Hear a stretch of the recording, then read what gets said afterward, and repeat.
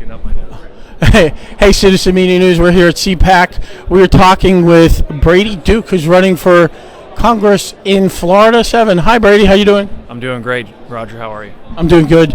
As you might see, you can see the trident there. That's a Navy SEAL trident. That's pretty cool. How are you? Yeah. How was the Navy? The Navy was great. I mean, I did 10 years active duty from 2006 to 2015. Was in the SEAL teams that whole time. Went to Afghanistan in 2009 and 2010. It's a conviction of mine to serve the country. So, got 5 kids. 5 kids. Yeah, 5 kids. Live right here in Central Florida. So, good conservative voters in the future, huh? Yeah, I think that's the best way to have an impact on the world is to raise good kids. So, having been in the Navy for 10 years, okay, so you take a special appreciation for the Constitution. What does our Constitution mean to you? I mean, to me, when I raise my right hand to support and defend the Constitution, that call for me has not gone away. It was something that I did, and I stand by to this day. This country is worth fighting for and worth dying for, and I think it's the best country in the world. So that's really why I'm doing this. I think we should leave an inheritance to our children, and our country is not headed in the direction to where we would be doing that. So I love this country. I love the Constitution. I'm a constitutionalist. I think it's just the Constitution is getting stomped on left and right, and the media is continuing to control the narrative and calling anyone who says that some kind of a conspiracy theorist or far right-wing, whack job or something. So what was there any single thing that happened that made you say, you know what, I'm running for Congress, or was it just a whole bunch of things? Yeah, it's just the slew of everything that's going wrong. I'm a man of faith, and for me, I feel like this was something that I felt a call to do. And so I never grew up with any aspirations to go into politics. That was never anything I planned to do. So this is really, truly a mission of conviction. I saw what's going on in this country. I really prayed through it and really thought about it a lot before I went to my wife to do it. And she was actually on board 100% when I approached her. So she didn't say, you want to what? Well, the other options, given my background, I was, going overseas, doing some other kind of work like that. So she was actually really happy to see that. And she's just, she loves me. She's the backbone of our family, homeschooling mom, and so she saw this as a great way for me to continue service. So I think in the first 48 months of my first daughter's life, I think I was deployed 36 months. Wow. Yeah. I know what it's like. Yeah, I do know what it's like. My daughter is my first child as well, and I was deployed when she was 2 months old, came home when she was 8 months old, and so I do know that, and it's a sacrifice. But this country is worth it, and that's really why I'm doing it. So I could surmise with 5 kids, Second Amendment, yep. What out of all the things, what is the most important issue for you? I mean, that is beginning by the day becoming a hard question to answer, because with what Biden is doing, it's like, what isn't on fire right now? Everywhere you look, something's on fire. So, I mean, you want to talk about the border, you want to talk about the assault on the unborn, you want to talk about term limits. These are things that I'm very, very passionate about.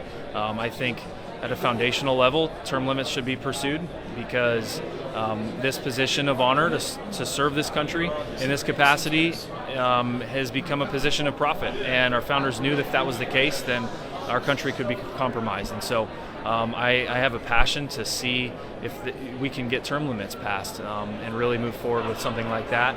And obviously there's very immediate threats that we have coming across the southern border. We have to close that off. We have to build a wall, address the immediate effects and immediate threats, and also establish and really recognize the standing rule of law for what happens there on the border. You come in illegally, you should be treated as such. So, I think there's a lot of things on fire right now, so it's hard to really boil it down to only one issue.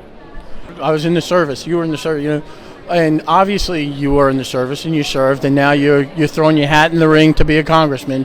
So what does service mean to you? Service means sacrifice. There is an expectation that this isn't for your own personal gain and personal benefit, but this is for the love of your country, for fighting for what I think is the idea of the American family. And service is absolutely necessary to ensure that we uphold that. And we've lost touch. I think those in Washington have lost touch with that idea of sacrifice.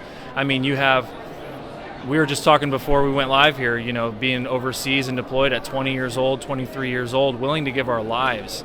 And yet you have people who are claiming they're serving the country, getting absolutely filthy rich doing so.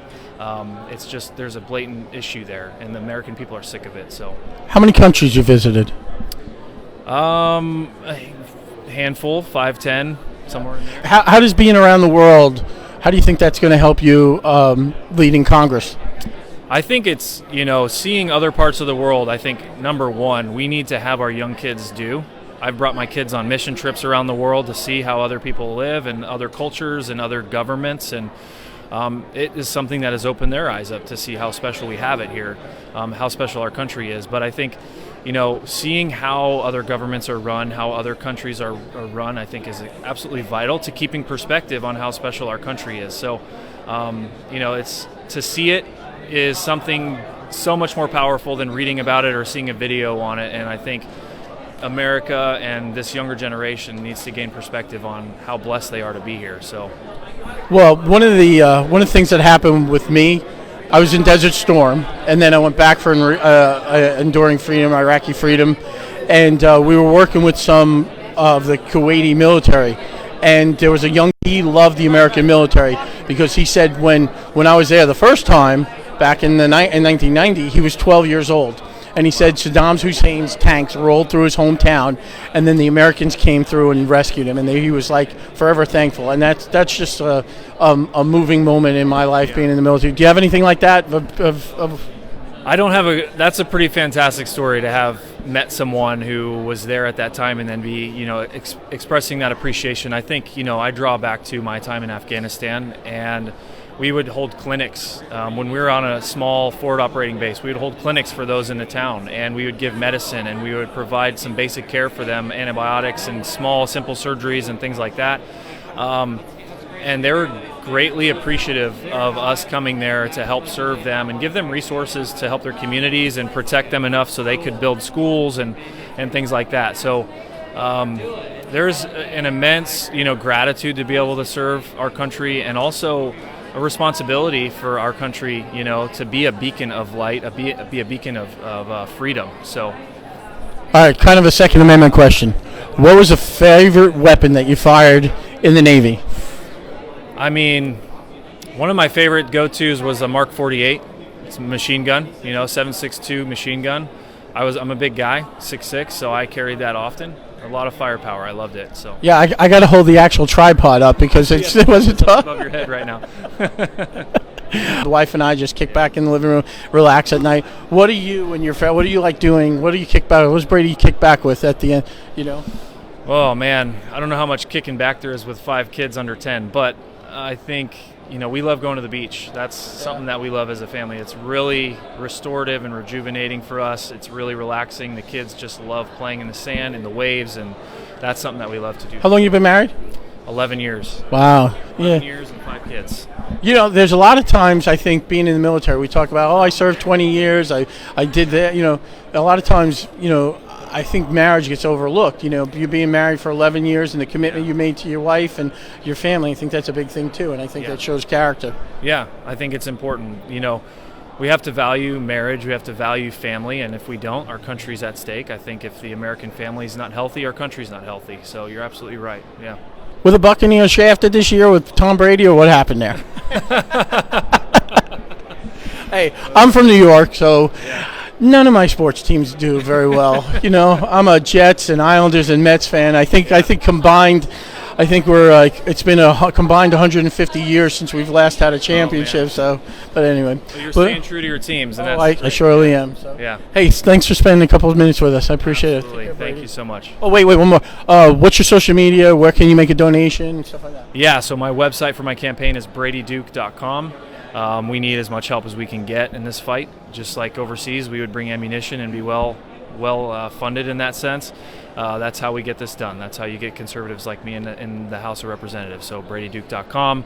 My Instagram is BradyDukeFL. I believe my Twitter is the same thing, BradyDukeFL. So I'm on Facebook as well. So Brady Duke for Congress is Facebook. So. Thank you. Yeah.